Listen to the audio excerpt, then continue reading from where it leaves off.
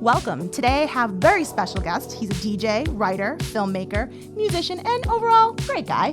Our friend Mike Gioscia. You're listening to Open Here, a podcast produced by PAC TV. I'm Tiff Phillips. Let's get started. Mike, I'm so excited to have you here today. Thanks for having me. I almost got a little winded going through all of your titles. Do you ever sleep? It's funny. Sometimes people are like, how do you do all this stuff? I'm like, well, not having a real full-time job for years helps. Being a true freelancer for a long time let me do a lot of stuff. And then once you start doing a lot of stuff, it's hard to, commit to a real full-time job after that. So, for the most part, are you a person who just always says yes? Usually. If it's cool and fun and I like the people, I mean, that's what it's all about, right? Working with good people. So, and then I think as the years go on, somebody might have a project and you might be like, I don't know, do I want to work with that person for hours, days, months, whatever it is. And other people, you just, you jump at the chance like, oh yeah, great. Tell me when and where. And, you're not talking money or anything. You just want to be involved in the project. Right. So of all the jobs you ever had, what do you think has been the one you're most passionate about? Ooh, that's tough because I loved doing radio and I still do a little bit of it now, but that kind of led production-wise to doing film work. Indie film work is a true passion, but you don't get to do that as much. Those projects are a little fewer and far between, so they're more intense when you do them. So it's kind of tough. As long as there's some production going on, I'm happy. Indie films are exciting. I watched all of them, all of them, every single Awesome. one that comes out.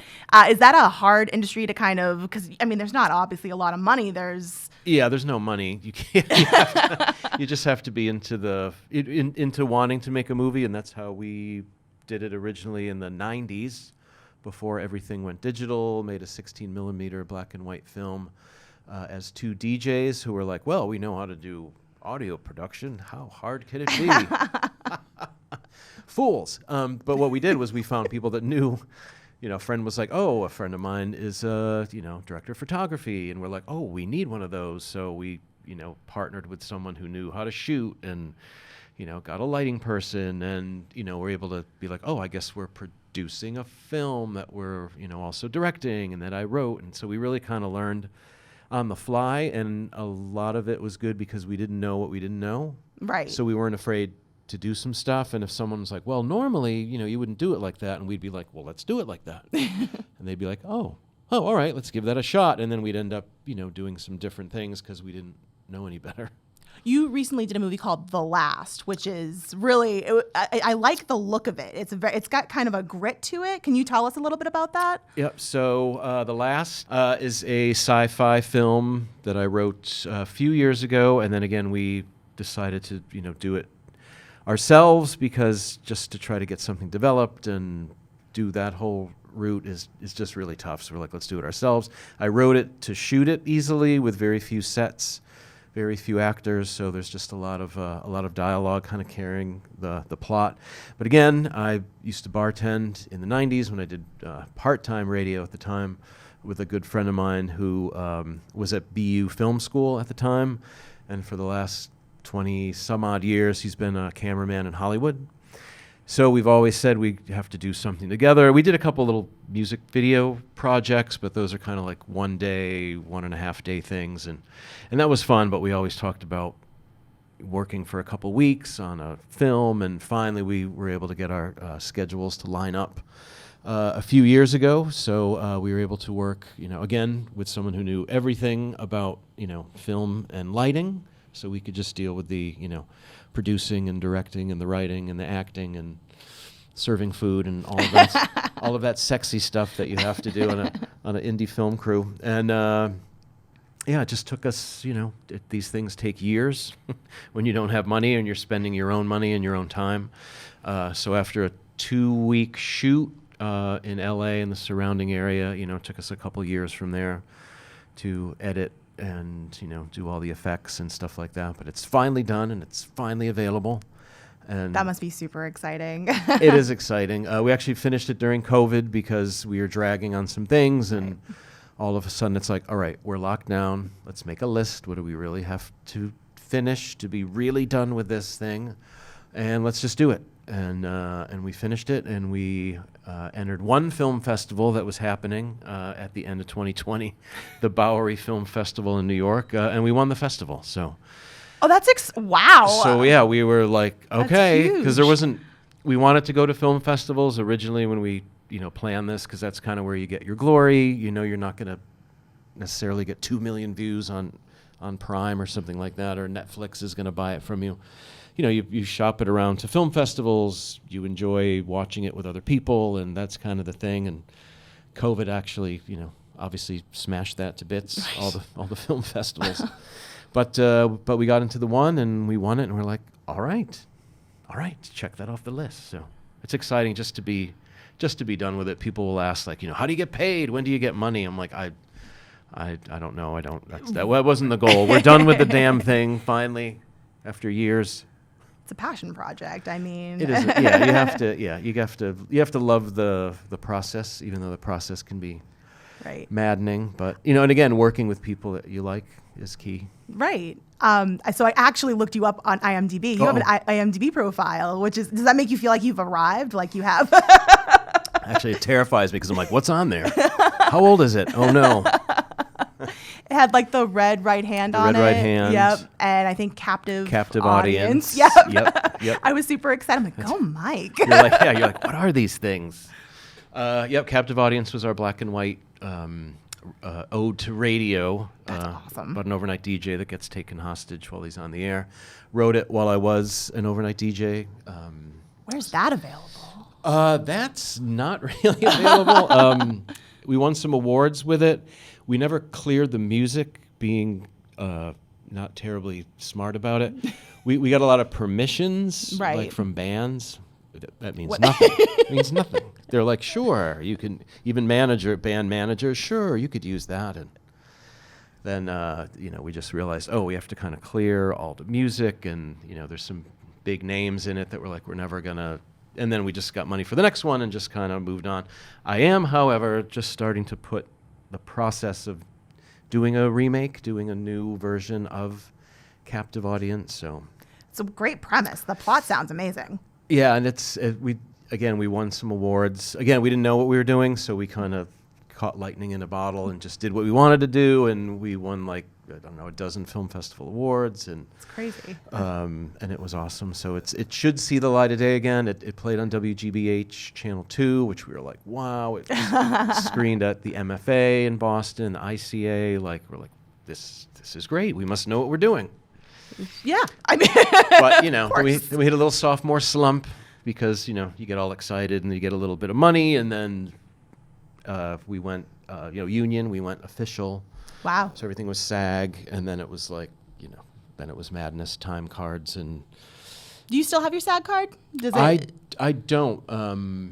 No, I don't. Does it renew? So, Do you have to renew it that's every funny year? because then people yelled at me because I got a SAG card to do the second film because we were in one scene, but they're like, oh, you can get your SAG card. But then I'm not really an actor, so I'm only acting my own stuff. So people would be like, "Oh, well, you should have, kept going." And it's so hard to get a SAG card. You don't understand. I'm like, but I'm not really an actor. That's not my thing. So I think it just expires. I think I haven't paid dues. So do you have any favorite behind the scenes stories that any random thing that might have happened while you're in production? Well, with the last, we stole some locations because we didn't get permits because you can't, again, it's LA and everybody wants, money, big money for the crappiest little gas stations or anything because it's Hollywood. So they just figure, we need $5,000 for the day for this, for this set. And you're like, yeah, no. So we stole, we needed a cave scene, just, running into a cave, running out of a cave kind of thing. And, someone's like, oh, we have to go to the blah, blah, blah. And if you go down this long trail and there's this cave. So we looked it up. We're like, yeah, it's like an official California state park or something. I'm like, yeah, we can't do it legally. So, but we, went in, it wasn't that far into the woods, but I wasn't carrying a camera. or a tripod and all that stuff. So the guys that were humping the gear, we had a little bit of a hike, but we scouted it the day before. And when we went into the cave, there was a park ranger in there. Mm-hmm. And later we thought, was he getting stoned in there? Because what's this park? Like, we totally, he was just hanging out. We kind of came around the corner and he was kind of startled. And we're like, hey, how you doing? He's like, oh, good. And, blah, blah. And I'm like, this is weird that the guy's just hanging out in the cave. But we were able to pump him for a little information. We're like, so do you like working here? And what are the hours like? Like, are you like hanging out in the cave every day? And he's like, oh, no, of course not. I just, I stop by on occasion. We're like, okay, he's not always here. He was doing something that he probably should have been.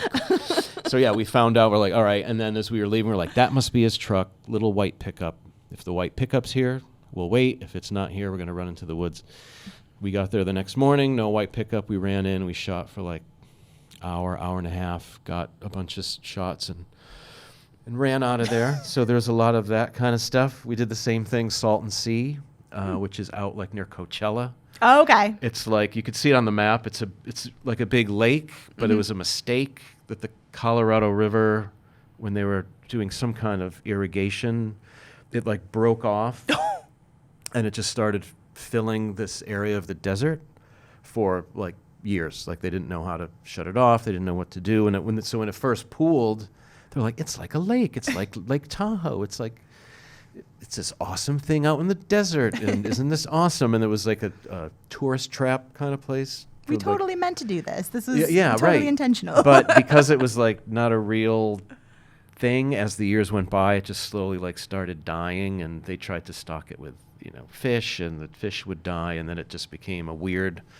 place, like just for transients and people that drop out of society. To this day, they just go out to the Salton Sea, and Slab City it's called.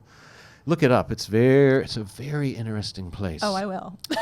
So yeah, it's a kooky place. So we went out there in a big Winnebago that we almost got stuck actually, it didn't start after a full day of shooting.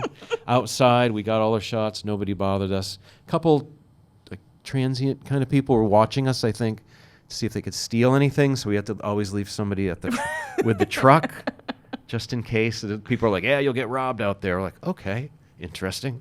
Sounds like a challenge. But we got all our shots. Like, the sun is setting. We have like a 4-hour ride back to LA in this somewhat dodgy Winnebago that we rented. And we got it. We loaded everything up. We're exhausted. Turned the key, and nothing. Oh.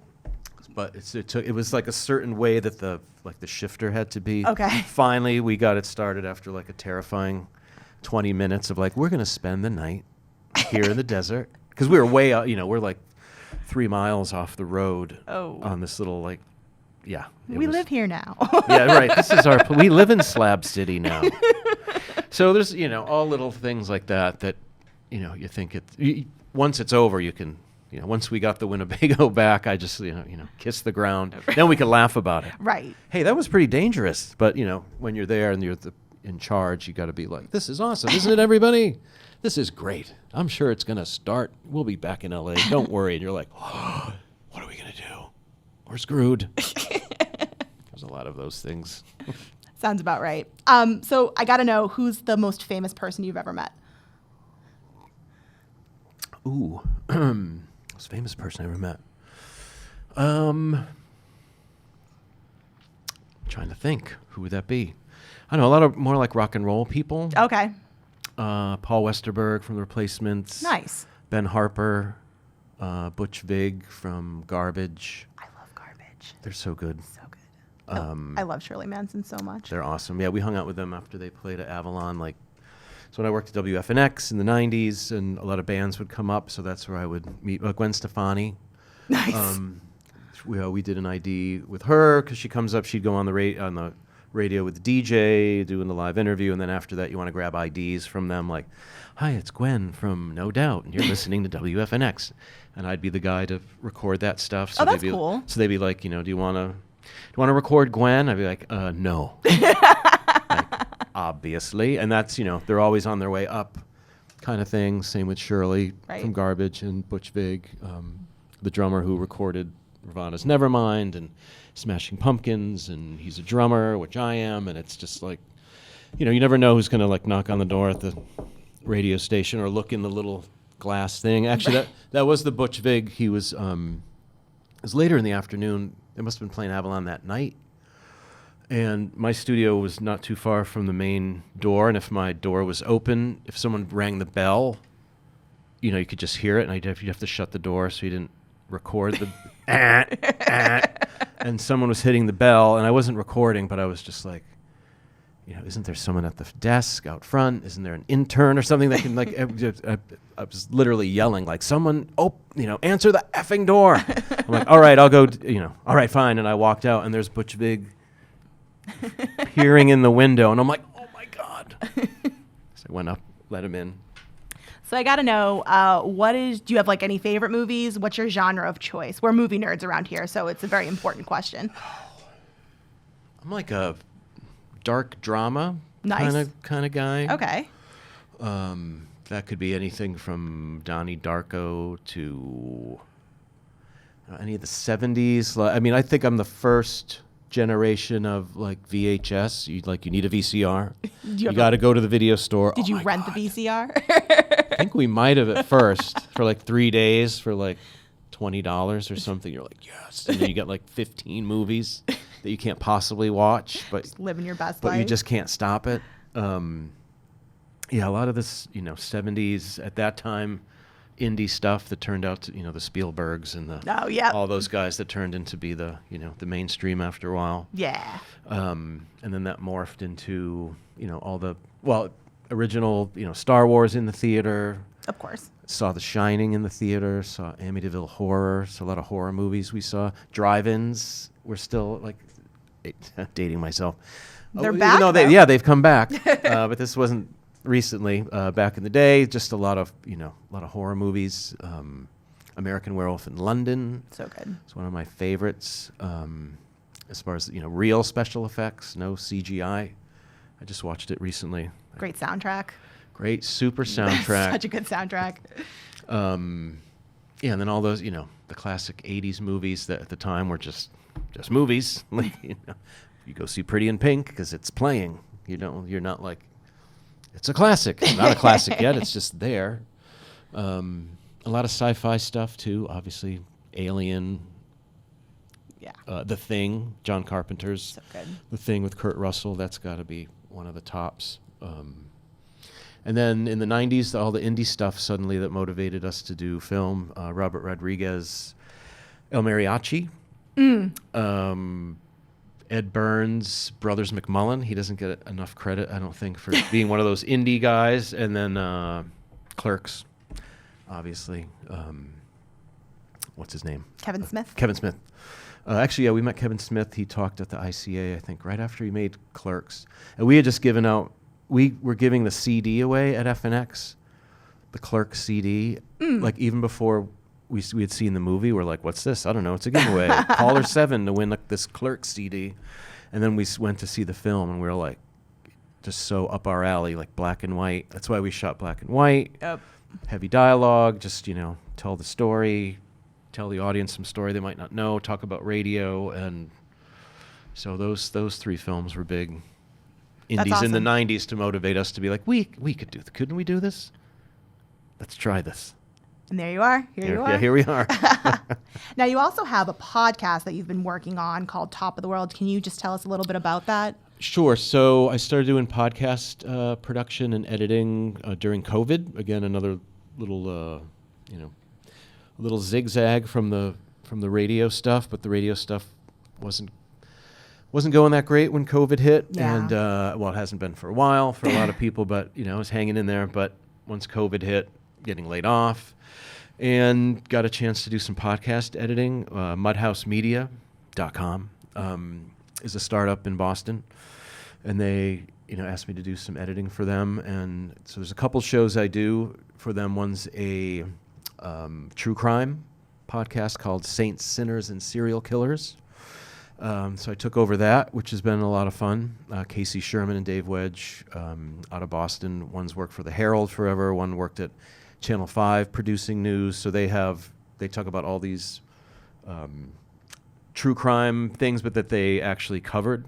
So they would say, when I went to the morgue, when I talked to the victim, they weren't just picking up stories and retelling them. They're literally going back to their notes and talking about these cases. And that led to Mudhouse getting, top of the world stories from lessons from rebuilding the World Trade Center. So it's literally, it's a 9/11 story, but post 9/11. It's the last 20 years with the 20th anniversary having just happened.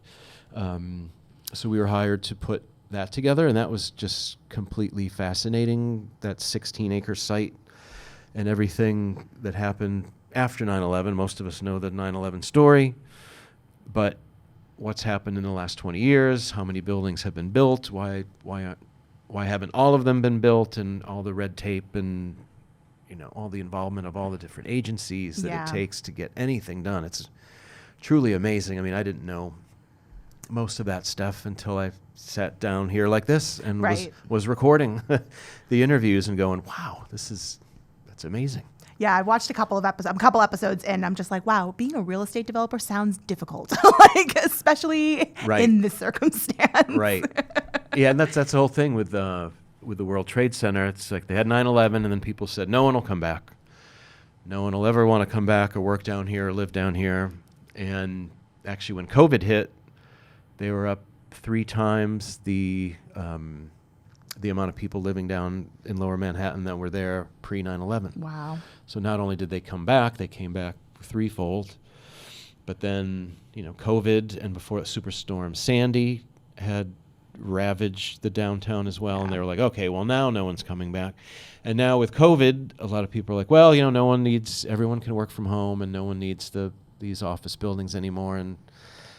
But you have to look at the whole story and say, yeah, I don't know. I think people are going to end up going back there because that's what they keep doing, and it is New York. It was such a resilient city. I mean, just everything that they have been through over the last 20 years, just incredible. Just the spirit of these people. Yep, and that's definitely came through in all the different stories. And we tried not to deal too much with people's 9/11 stories, just a couple times. But as a producer, you got to kind of pick your moments, and I think out of the 11 podcast episodes, maybe twice we went there to just have someone tell their story, because as they told it, as you're recording it, sitting there going, oh, this is probably the one. Yeah. Just because it's coming from someone you're not expecting, and just where they were and what they did exactly at that moment. All of a sudden, you're like, oh, okay, you're the person we're gonna spend time talking about 9/11. Right. But it was just great, and it was great to be down in New York. We were there twice to record interviews during COVID. The first one was, in like March of 21. Mm-hmm. So, we're still there pretty early. There's not a lot of people around, not a lot of people in restaurants, or a lot of the city was still closed. So it's just interesting to be in the city, with not a lot of people around, but still have such a connection to such a big place like the World Trade Center. Right. So it was kind of cool. So how do you what advice do you have for people who are just starting out, like in the film industry or in podcasting? What do you have? Do you have any tips for them? Just got to like it. You really got to be into the work, because you don't know where it's going to go or what's going to happen or how it's going to go. Just do the work and treat every production like it's, the biggest thing. Mm. Even if you're like, I'm probably not going to win, the Academy Award for this film, but work on it like you're going to win something. Right. Don't just be like, well, no one's going to see it, because then then it's going to suck. You got to make it so you're proud of it and you work hard on it. Just go for it, man. Don't wait for anybody to tell you what to do. If you don't know what you're doing, well, you'll figure it out, and maybe you'll do something different. Because people are always like, well, here's how to do it. And I'm like, yeah, not necessarily. Or some people be like, well, I need to build a studio, and I need this, and I need that. And I'm like, no, just start doing your thing. Start writing. Just write every day. If you want to be a writer, you got to write. If no one reads it, it shouldn't stop you from writing. Now, 20 years later, if no one's reading your stuff, well, then you got to reassess. But just go for it, whatever it is. I love it. Mike, it's such a pleasure having you here today. Thank you so much for joining us. Absolutely. We're going to wrap it up here. Thank you to our guest, Mike Gioscia, for hanging out with us today. You've been listening to Open Here, a podcast produced by the local scene of Plymouth area community television. PAC TV is the community media provider for Massachusetts, towns of Plymouth, Pembroke, Kingston, and Duxbury.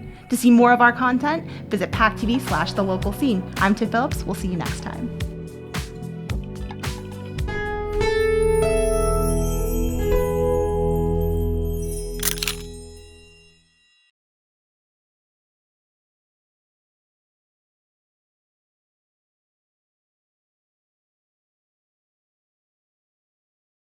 Hi friends, if you like this video by the local scene, share the love and give it a thumbs up. Don't forget to subscribe.